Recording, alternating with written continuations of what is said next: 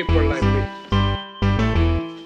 You need people like me so you can point your f***ing fingers and say, that's the bad guy. The undisputed super featherweight champion of the world, Alicia, the Bumgarner. That's the bad guy. That's the bad guy. That's the bad guy. That's the bad guy.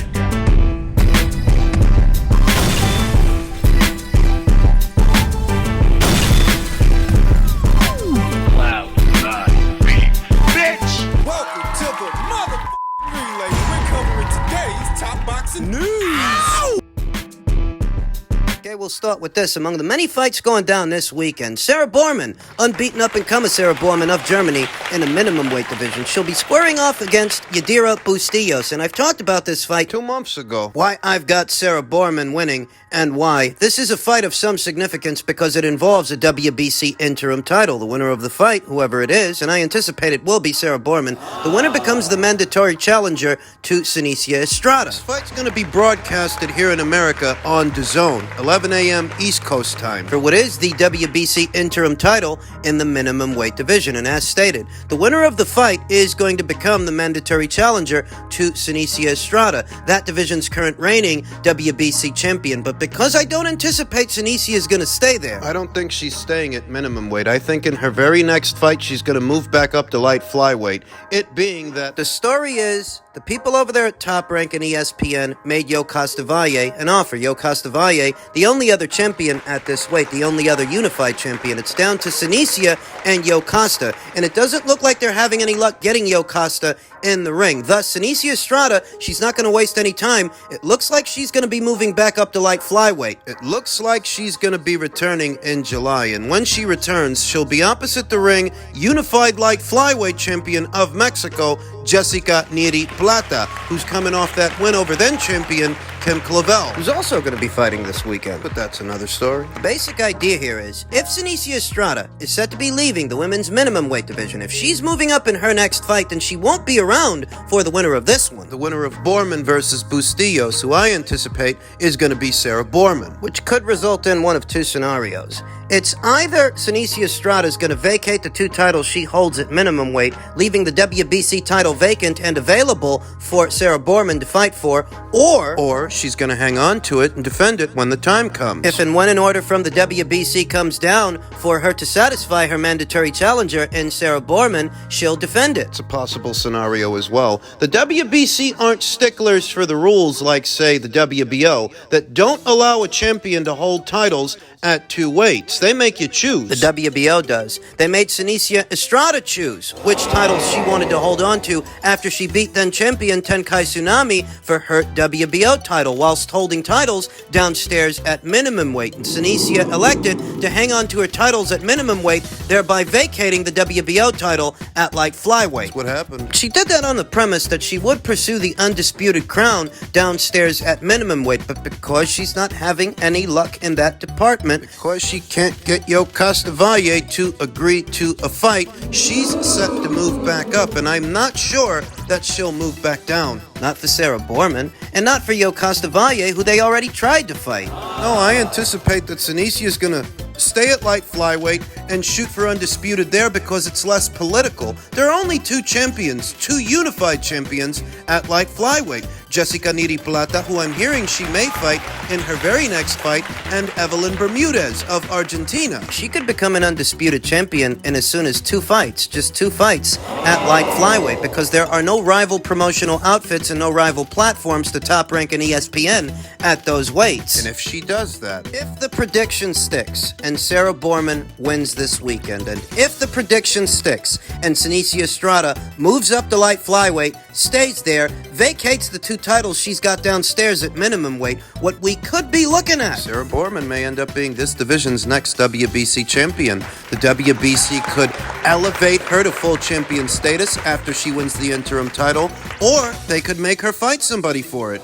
fight for the vacant title, perhaps against former WBC champion Tina Ruprecht. Her countrywoman, who lost the WBC title in her very last fight to none other than Tszyu Estrada. Tszyu gave Tina her first professional loss. This was earlier this year, not that long ago. Perhaps the WBC would elect to make Bormann versus Ruprecht for what could be the newly vacated green belt. Could break down that way. All German slugfest of German nationals. Sarah's a good fighter and she's been around a while. Has a fan-friendly style, throws punches and bunches, and she's aggressive. I anticipate she is going to win this weekend. What happens after that has yet to be determined. If she wins WBC interim title, will she be elevated to full champion should Tszyu vacate it? Will she have to fight somebody for the title, maybe Tina Ruprecht? Or will Tszyu hang on to that title long enough that she sees herself defending it against Sarah Bormann? We'll find out beyond this weekend. In men's junior middleweight news, WBO interim champion Tszyu had a few choice words for that division's undisputed champion, Charlo, saying the Charlos don't act like lions. Jermel is on the decline, I'm on the incline. When this fight was first proposed, I really didn't like Tszyu's chances, but enough time has passed that the tables are turning. Tim was initially scheduled to have his mandatory shot at undisputed champion Charlo, but the fight was postponed when Charlo suffered a hand injury. The hand injury has continued to play out, with Tszyu forced to take another contest while waiting to face Charlo. So, the Charlo brothers don't like to fight, Tszyu told Fox Sports Australia. I know they call themselves lion, but they're really just a bunch of, I don't know, they just don't do anything, which isn't how lions act. Let's just say that. Charlo is on the decline and I'm on the incline, and by the time we do fight, the difference will be shown. It's hard to argue with Tszyu. Neither one of the Charlo brothers have seen action in the last 12 months. Jermel hasn't fought in a year, his brother Jamal hasn't fought in 2. And that they're both reigning champions in possession of alphabet titles really is a travesty. Because they're holding up their weight classes. If they're going to be out for an extended period of time, they should be labeled champions in recess. While waiting for a new date with Charlo, there was talk that Tszyu's handlers approached Zerafa for a fight. Zerafa was in line for a crack at the WBA middleweight champion Lara,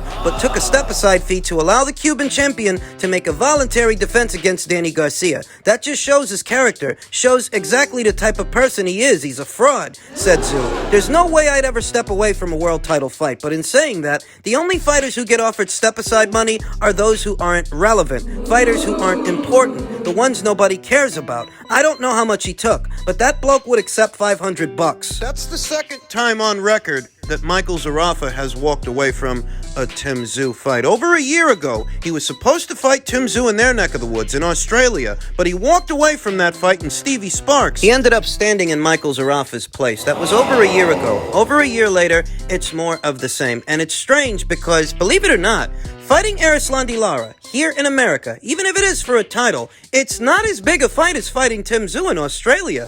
Tim draws better in Australia, by and large, than Lara. Not that Michael's fighting Lara, because he isn't. He took a step-aside deal. Tim literally draws better in Australia than Arislandi does in America, than Arislandi does anywhere on the planet. Yet for some reason, Michael ain't got no time for that guy. Go figure that Lara, who he was supposed to be fighting, Arislandi ain't got no time for him. Ain't that about a bitch? This ongoing situation with Tszyu and Charlo. Jermel, who has been out for over a year, counting, due to what is supposed to be a hand injury, and I've said it in many videos, I don't actually believe that he's injured. I think the real reason he's been out this long is because Tim wasn't supposed to win that Terrell Gausha fight. He wasn't. When he inked that deal with the PBC, that hasn't materialized into much, when he inked that deal, I believe they were trying to set him up. I believe it was their intention to put him in a fight they expected him to lose so they would have control of all the pieces on the board. That if this guy's set to be the next mandatory challenger by way of the WBO,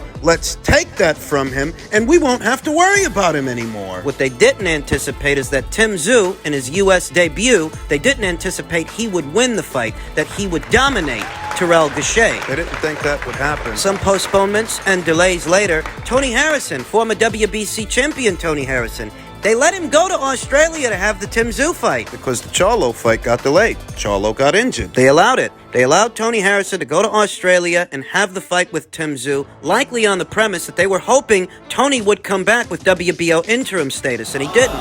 He went down there and he got knocked out. Tony was receptive to that fight because he had a choice. It was either Sebastian Fundora or Tszyu. And of the two, he chose Tszyu, but he chose wrong. Now, I don't actually believe that Jermell Charlo is afraid of Tszyu, but I don't believe he's injured either. I believe it was never their intention to make the fight between Jermell and Tim. And now they've kind of painted themselves into a corner. It's already been a year since Jermell's last fight, you understand. A year and counting. And the longer this fight takes to make, the more it favors the active fighter, the sharp fighter. And that's not Jermell. That's Tszyu, who found himself another dance partner. He's making up for lost time. Last year, he only fought once, and that was the Terrell Gausha fight. Up until that point, Tszyu was one of the most active guys around. Yeah. All through the pandemic. Yeah. But he ain't that packed with the PBC, and like most PBC fighters, his schedule of activity suffered for it. Now he's making up for lost time this year, set to have his second fight very soon, opposite the ring Carlos Ocampo. You ask yourself, how is it that Tszyu is able to keep busy when so many other PBC fighters aren't? Well, it's because Tim, unlike those other PBC guys, he's not relying on Al Heyman or Showtime for fight dates. His fights, at least in Australia, are bankrolled by No Limit Promotions, his longtime promoter, who's been promoting him long before the PBC even came into it. A lot of the American fight fans may struggle with this, but Tszyu happens to be a bigger draw in Australia than Jermell is here in America. You heard that right. Tszyu versus Jermell Charlo in Australia is a bigger fight, a much bigger fight, a stadium fight. In Australia, that fight is a bigger fight in Australia than it is in America. Though I don't expect that Jermell Charlo, this division's undisputed champion, will go down there. I don't even expect that fight is going to happen. I've said that many times. But that's the reality of things, and that's a big part of the reason that Tszyu is able to keep active where many other PBC fighters are not. Those guys are relying on Al Heyman and Showtime and their shrinking boxing budget to get them fight dates and so on and so forth, whereas Tim... I mean, if Showtime as a network were confident that they can keep all these guys busy and keep all these guys active and get something out of it, actually get something out of it in terms of ticket sales or viewership, then they would. They would be able to keep these guys active, but that's the problem. They send these guys out there, and the numbers they bring back, they ain't nothing to write home about. Whereas with a guy like Tim, who's a box office draw, in his own country at least, if you bankroll a Tszyu fight, not only can he bring you your money back, he can bring you your money back and then some. And that's the difference. That's why they can afford to get a guy like that out there consistently, whereas those PBC guys... A lot of those guys don't draw. They don't draw nothing. So you end up bankrolling their fights, shelling out cash to get it done, and you don't get much in return for it. Till the cheapest alternative becomes shelving those fighters, because you can't afford to keep them active. When you do, you don't get much in return. You can't afford to keep all those guys active. It's not in the budget. I don't even know what the extent of Tszyu's deal with the PBC is and whether or not the people at Showtime are going to air his fight with Carlos Ocampo. I hope so. Otherwise, how are we supposed to see it? That's how we saw the Harrison fight. But for Tszyu, inking that pact with the PBC a year ago, he hasn't gotten much out of that. I think the extent of their interest in Tim was trying to pry that mandatory status away from him, and it didn't work. So what might happen now is if it takes Jermell too long to come back, the WBO might strip him. Tszyu will either be elevated to full champion or end up fighting for the newly vacated title. And finally, in men's lightweight news, on the heels of his recent acquisition of amateur standout from Cuba, Andy Cruz, Eddie Hearn has declared that he wants to make Andy Cruz versus Keyshawn Davis as Cruz's pro debut in July. The pair fought 4 times as amateurs, with Cruz winning all 4. Hearn insisted he is 1,000% serious about this, though admitted it would be difficult to make because Keyshawn Davis, in spite of having debuted as a pro under the Matchroom banner, he has since crossed over to Top Rank. And Eddie Hearn knows that. Everybody knows that. You think Bob Arum is going to send one of his prize stallions over to your side of things on the premise of an amateur rivalry? It is a rivalry that I've no doubts will carry over into the pros, but Bob's not sending you his guy. Those are 2 messages before I get off this damn live. Tell Lil Bro, turn his punches over, you're pro now, okay? Turn the punches over. Those slaps is not going to get counted pro, okay? Eddie Hearns, no more tweeting. Stop tweeting my name. You trying to keep building this man off my name. This man ain't touched no type of television in America. Stop trying to build your man off my name. You want to fight me? Call my promoter. Keyshawn Davis touched on a few points that I've raised myself here on the channel, that not every amateur standout that was a great amateur standout makes for a great pro. Andy Cruz's reputation and all of his success hails from the amateurs, not the pros. We've yet to see what he can do in a 8-rounder, 10-rounder, 12-rounder, as opposed to what he has been doing in 3-rounders in the amateurs. You may have mastered the art of winning a 3-round fight in the amateurs, but what about a 6-rounder, an 8-rounder, a 10-rounder, a 12-rounder? It's in those 12-rounders that you'll find out what you're made of, who you really are. In the pros, unlike the amateurs, you got guys that are slow starters, that it takes them a couple of rounds to really settle in and get into a groove. They might take the first 3 rounds off just to download information, get a feel for the man opposite the ring, and don't pick up until round 4. Start laying into a guy. You're not going to bump into guys like that in the amateurs, because in the amateurs, it's only 3 rounds. So we do have to see what Andy Cruz is made of, and if he can be the same guy in the pros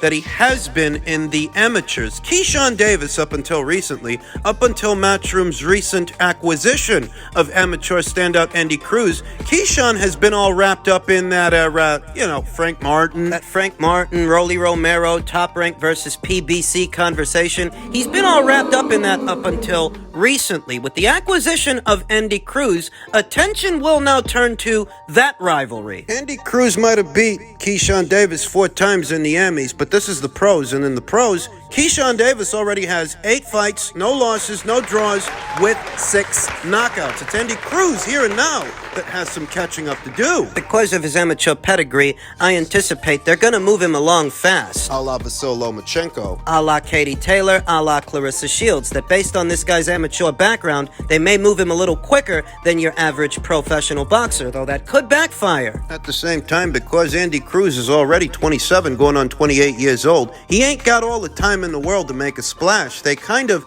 have to move him fast. They have to. He's some years older than Keyshawn Davis, Shakur Stevenson, Devin Haney, the more established professionals in his division. He's older than those guys, but he's the one with catching up to do now. It's going to be interesting to see how Matchroom promotes him, because Cuban fighters, skilled as they might be in the amateurs, and in some instances the pros, they don't tend to have very big followings here in America. Think about it. Guillermo Regandial, Erislandy Lara, currently David Morrell, Uniel Dorticos. These are not guys that amass big followings, even though they're good fighters. They're very good fighters. Better base that guy out of Miami, where you can find the largest concentration of Cuban Americans that might show up and show out to support one of their own. Irrespective of a Keyshawn Davis fight, if Eddie Hearn can actually get this guy a following, a fighter of Cuban descent, that's a victory unto itself, because it seldom ever happens. Cuba has produced some of the finest amateur boxers, but in the pros, they don't tend to make the same splash. It's a great acquisition, but Eddie Hearn does have his work cut out for him. He does.